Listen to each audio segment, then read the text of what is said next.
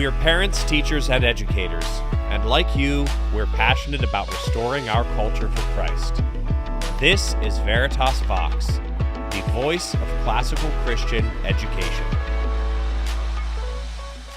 Hi, you've joined us again for Veritas Vox. This is the second episode about the origination of Veritas, and we left off last time with the first summer related to our first catalog. The year was 1998. We were living in Lancaster, Pennsylvania. We put together a catalog, and that was a lot of work in confirming prices and identifying products and that sort of thing. It was good work, but it was a lot different than today because the internet was not as developed, and there were a lot of things that we had to get by telephone. But there's a whole lot more. Yeah, there's a whole lot more to the story. I'll let Laurie jump in here with what that summer was like. Well, we had 4 small boys at the time, and they were busy.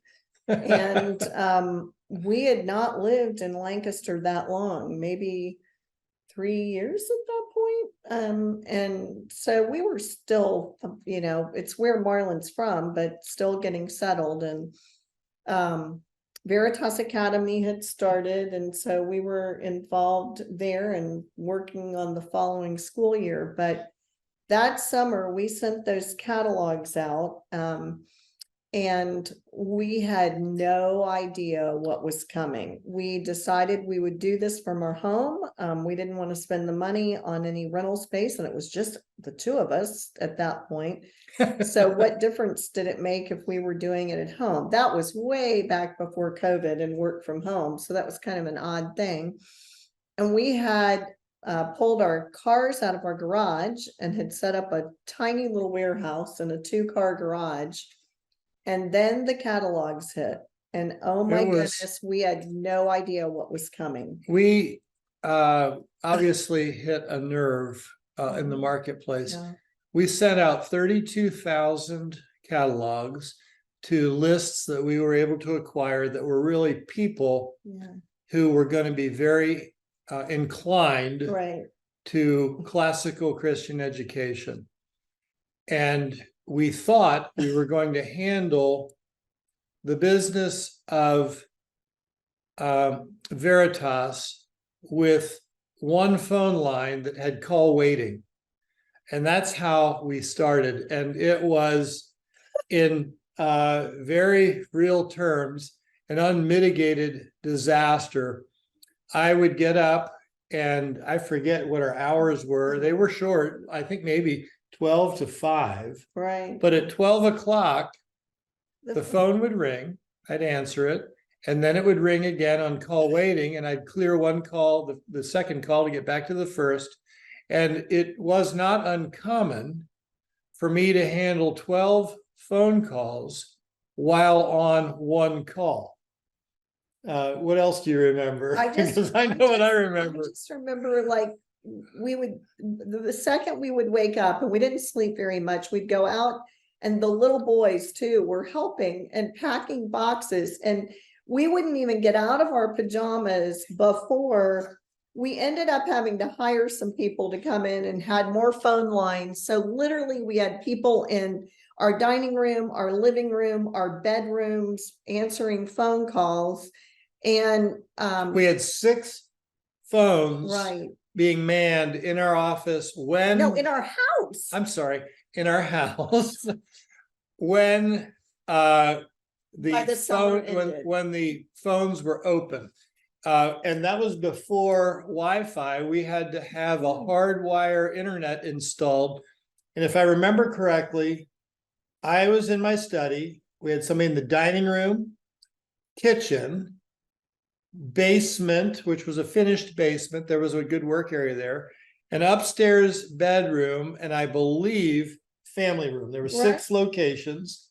And the one in the kitchen led to the garage / warehouse, and so they were back and forth constantly. And I was on, what are the phones called that you can take the receiver off? Not this was before like a speakerphone thing. and I could only get so far from the house and the kids would be in the backyard. Oh, you playing. mean a cordless Like phone? a cordless phone. Yeah. And so I would be standing on the back porch, put it on mute so I could yell at my kids to not, Do whatever. kill themselves, jump off the swing set or whatever, and then get back on the phone with the person. And fortunately, most of it was homeschooling moms. So I would finally just start laughing and say, I'm really sorry, but I have a kid on top of a swing set and I've got to get them before they break a bone. Could you hold on a minute? And then I'd run to the warehouse and our garage.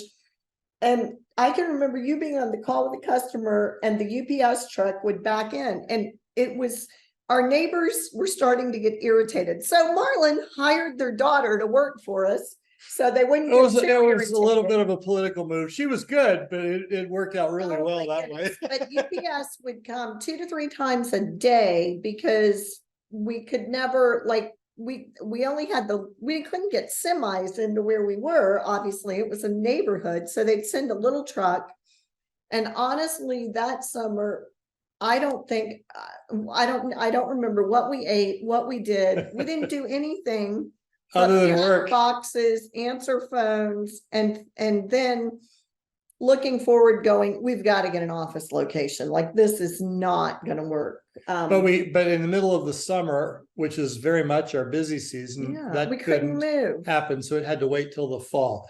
And that's what we did. And at that point, our neighbors were quite grateful as well. And we realized at that point, I mean, when we started, Marlin still had not given up our real estate investment company. But at that point, we kind of realized this business was obviously, it just seemed God had called us here. He wanted us to be doing this, and there wasn't going to be time. So then he started transitioning really to where this was going to be full-time work for both of us, and has been now for a lot of years. Yeah, nearly 30 years. Yeah. So we really, ordering, fulfilling orders, all of those things were just a huge challenge. And I don't know that many of you listening were around for us back then, almost 30 years ago. But if it happens to have been your parents or even grandparents, please thank them for their patience in the process, because it really was an enormous challenge of blessing beyond our imagination. I can remember going to Home Depot and getting folding tables so we could put them down our driveway so we could get more people. Fortunately, it wasn't raining, but we could get more people to pack boxes because we just couldn't get enough done. And our little boys packed more boxes than I want to even think about. So that was the first summer for Veritas, with the first catalog. It was 1998 for the 98-99 school year. And I should say this real quickly. Ned Bustard, who many of you have seen his name, he's authored and worked on a lot of our curriculum. He and his wife, and Leslie passed away this past year from cancer very early. She's home with the Lord, but that's been hard for everybody, particularly for Ned. But they were so involved in putting the catalog together. And then just as we built, there would be so many nights I can remember over at Ned and Leslie's where our kids would sleep on their floor. Their children were little at that point, and they might have only had one. And ours were old enough that didn't remain the case, but we would get close to the catalog deadline. We're working on a deadline for delivery so that it gets mailed timely. And of course, anytime that kind of thing happens, the last few days end up being really crunch time. And there were nights where we would literally sleep in Ned's office, and he would wake us up when we needed to look at something to approve it to move on. And he would work through the night to meet the deadline. And Leslie was just a saint, which everybody knows her to be that. But when I really look back on those first years and those first catalogs that we did, because it's very time consuming, she put up with so much to have all my little boys there. So we've always done one catalog a year. It gets mailed around Mother's Day, which is the second Sunday in May. And that's been a pattern that we've had now since the first catalog. Of course, the mailing list has grown from 32,000 to be into six figures, and it's a very different world. We have a whole lot more help now. And so it's a very different set of circumstances. So that moved along. The history and Bible cards, tapes, and teachers' manuals got created. But before we moved to Pennsylvania, we had the history, the music for the history cards done. Talk a little bit about that. Yeah. When we were transitioning between Orlando and Pennsylvania, we were homeschooling. We were going back and forth, and a dear friend, Michelle Watt, I told many people this and told them, if you want to homeschool, find a best friend and then homeschool with them. And I was the creative, she was the math person. And so CPA by training. We divided and conquered. And so I taught history, literature, Bible, and English grammar, and she taught math and Latin, and actually we split grammar, but she taught all the math and all the Latin. And so we would trade boys. She had two boys, and so Mondays she got all the boys, Tuesdays I got all the boys, and it was really great for a couple reasons. One, it gave each of us 2 days. Well, you didn't really trade that way, as I remember. They were all in our house, so all six, and Michelle. House too. Well, not as much. It was, we had a room set up. Anyway, we're not going to argue in front of you. We'll do that other times.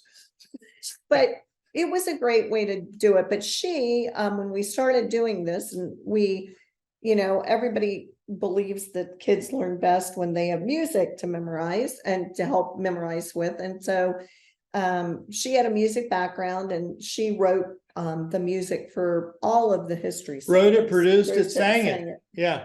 It was hilarious because her husband, when he found out how much she was going to pay out of her own pocket to do that out of their pocket, said, well, that money is gone. And what is absolutely hilarious is what happened. Why don't you relate what happened with that? She was paid royalties. She was paid royalties, and over the years she did quite well from them. And so he was very happy at one point in their marriage when she had done really well with them. When she got to about her royalties were about 100 times what she had paid to produce it, and what she finally said, I just can't take anymore. It was pretty funny. Yeah, but anyway, and we've had a friendship for years, and anyway, so, and we spent the years we put the year we put all the cards together, we were living in Lancaster. And once again, this was way back before the internet. Now, if I want to access the Library of Congress or any of the Metropolitan Museum of Art, or most of the art museums now, all I have to do if I want an image is I just go online and I can get it. That was not the case. None of their stuff was digitized at that point online. And so you literally had to go in, you had to get checked out, your credentials. At the Library of Congress. At the Library of Congress. And Marlin and I would go in, put on the white gloves, put on the mask, not for COVID reasons, for getting things contaminated. And we would go in and spend, hundreds of hours going through images, trying to find images, and then they would digitize them and we would purchase them. And so we spent a summer, we would trade. He would go look and take the kids to do something, and then I would go look and he would take the kids to do something. So we had a summer where our kids spent a lot of time in Washington, D.C. museums. So it's only about a 2.5 hour drive. And there's also a book bar. It's a bookstore, but it's called the Baldwin's Book Barn, about an hour from us in Westchester. And the owner of that was very good. He would literally let us set up in his shop with a scanner and have complete access to books that were public domain books for images and that sort of thing. It was quite an ordeal, and the kids were with us every step of the way. People ask us, how did we have 4 sons that are, this is kind of a side note, all very entrepreneurial, and they always say, how do you do it? And I don't believe entrepreneurship is taught. I really believe it's caught. And so our kids just grew up with this business growing, and we pretty much included them in everything. And we always made sure they had fun. We always made sure, I mean, they got to see lots of different things in the world that they wouldn't have seen had we not had this business. So, but I believe that along the way, they just really learned how to build a business, and now they've all started their own businesses. And probably notable following that, there were a whole lot of other things that happened, but was the Great Books curriculum that we call the omnibus curriculum. Right. We had a symposium in Lancaster where there were about 30 participants talking about ideas. And out of that came an idea that became the omnibus curriculum. And so Ty and Emily Fisher, Doug and Nancy Wilson, Laurie and I got together in Colonial Williamsburg, the best place that we knew to have a meeting like this, and spent, I think, 3, maybe 4 days discussing and designing what has become the omnibus curriculum. It helped. We selected at that get together, I think, the books for omnibus 1, maybe 1, 2, and 3. I don't remember. And Ty Fisher agreed to function as I don't know what his title is in the books off the top of my head, but he really became the general manager or the managing editor. And that was the birth of the omnibus. And in that year that followed, then we did omnibus 1. And the next year we did 2, the next year we did 3. Then we took a year break and did 4, 5, and 6 in 1 year sequence. So the omnibus was created, the books themselves, over a 7-year time frame. Right. What do you remember about that? It was just a lot of work. And we read a lot of books. I read a lot of books that I had not either read in years or had never read. And I just remember thinking, I wish that was the education that I'd had. As we were putting lessons together and talking about what is it we want students to know? Because after all, the entire point of Veritas is we talk about changing one young heart and mind at a time. And so for Christ. And so the whole point of reading this is not just to say you've read it or to say you've got a great education, but it's to help them better understand the world in which they live. And that's, people say, why is it all Western civilization? But it's to help them understand the world in which they live through the lens of a Christian worldview, and having students get to ask the tough questions while there's still people there to lead and nurture them. Teachers or parents or whoever that may be, but asking the tough questions that are going to come up in life. And I hear more parents say, oh, I wish I could go through omnibus, which, by the way, I ran into somebody this summer and she had purchased a self-paced course for herself and was going through it just because she said, it's probably going to take me 3 years. Can I get an extension? I'm like, oh, sure, we'll figure it out. Because I was so impressed that she wanted to further her education. My role as the publisher was to be kind of the last point of editing. And while I haven't read all of the content of all of the books, just reading the introductory essays and then going through all of that, I literally have read, in fact, edited every page of every omnibus textbook, all 6 of them. And it was really a remarkable time to do that. It was a lot of work, but it was a labor of love. And it really was a good thing. And I would really encourage any of you parents who are interested in getting the kind of education that you're giving your children now to do it. Pace yourself, but eat away at it a little bit at a time. And I think you'll find it a real blessing. And I think one of the things that the older Marlin and I get, the more I look back, and so many curriculums change all the time. They do it for lots of reasons. Some people do it for bad reasons because they just want to change them to make money, because then if they don't come up with new stuff, they can't sell new books. Others change because they think there's a better mousetrap. But the one thing I know is that Scripture's really clear what we need to teach our kids. And I think starting with history and Bible and having children become so familiar with Scripture that it's just part of who they are.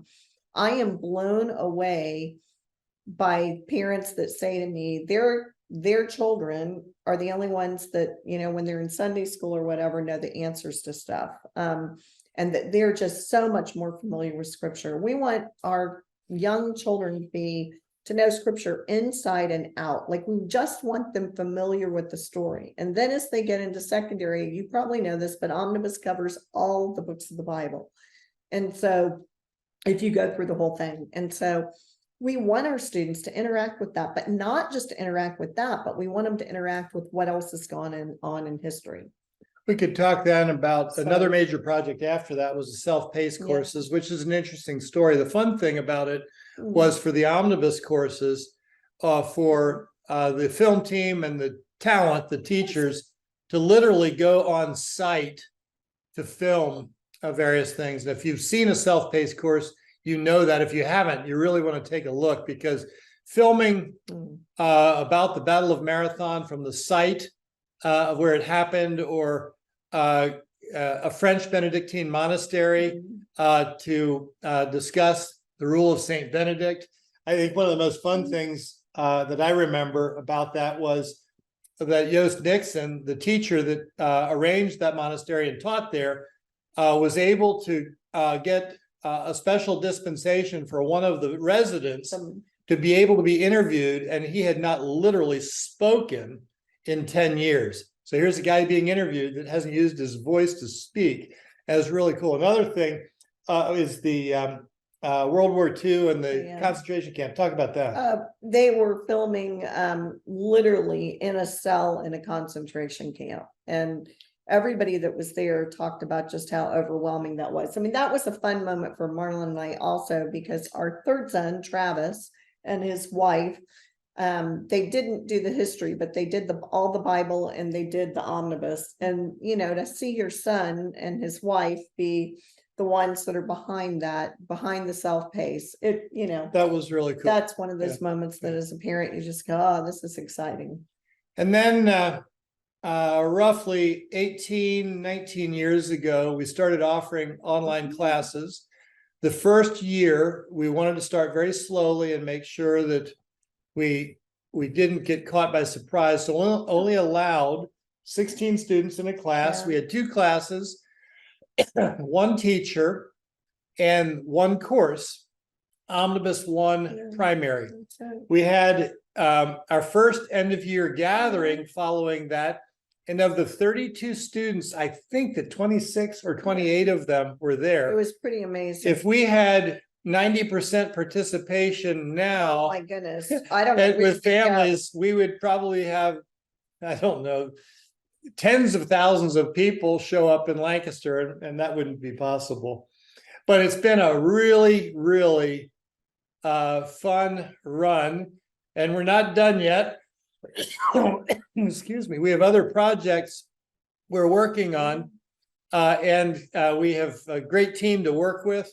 This school year, which is the 23-24 school year, we have 170 teachers alone all over the world, and I'm told we have students in 70 countries. We never saw it coming, did we? No, it's amazing when you pick up the phone. Every once in a while, when we get really busy, Marlon and I will hop on phones. That's been a few years. No, I've been on the phone this summer quite a bit. Well, returning phone calls, but you're not handling call center calls. No, I don't get call center calls, but getting to talk to parents, and it's always, I had a woman that was literally in Africa, and they're starting a classical school there, and her kids are they're starting grammar school, and so her older children are taking online classes with us. Or it might be somebody in Pakistan. It's just amazing to see where things have gone and what God's doing, and the way families really have connected with one another has been amazing. So we're glad that you have been a part of the Veritas family for whatever period of time you have been. We hope that you'll continue.